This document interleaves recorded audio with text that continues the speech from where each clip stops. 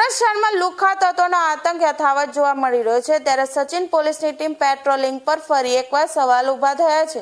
સચિન વિસ્તારમાં લુખ્ખા તત્વોનો ફરી આતંક જોવા મળ્યો છે। સચિન વિસ્તારમાં આવેલ ડિલક્સ સોડા ઉપર લુખ્ખા તત્વોએ આતંક મચાવ્યો હતો। મળતી માહિતી મુજબ દુકાનદાર દ્વારા સિગારેટના પૈસા માંગતા લુખ્ખા તત્વો દ્વારા આતંક મચાવ્યો હતો। જોકે સમગ્ર ઘટના સીસીટીવીમાં કેદ થઈ હતી। દુકાનદાર દ્વારા જણાવવામાં આવ્યું છે કે મરનાર આરોપીનું નામ અંકિત પાંડે છે। દુકાનદાર દ્વારા આવા લુખ્ખા તત્વો સામે અરજી પણ કરવામાં આવી છે। હાલ સચિન પોલીસ દ્વારા આવા લુખ્ખા તત્વો પર ક્યારે કાર્યવાહી કરશે તે જોવું રહ્યું।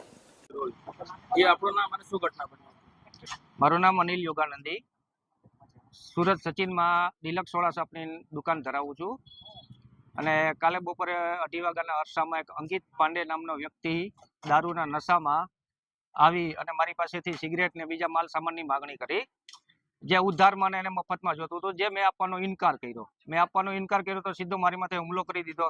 મારી કાનની બૂટ ફાડી નાખી છે, માથાના ભાગે વાગેલું છે, ગળાના ભાગે મૂંઢમાર વાગેલો છે।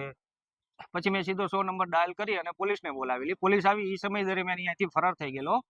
પછી અમે પોલીસ સ્ટેશને ગયા, પોલીસ સ્ટેશને જઈને અરજી આપી તો પોલીસ દ્વારા એવું કહેવામાં આવ્યું કે ભાઈ હવે એ વ્યક્તિ આ કોમ્પ્લેક્સમાં આવે તો તમે અમને જાણ કરજો, અથવા સચિનમાં તમને ગમે ત્યાં દેખાય તો તમે અમને ફોન કરજો, પછી અમે એની ધરપકડ કરશું।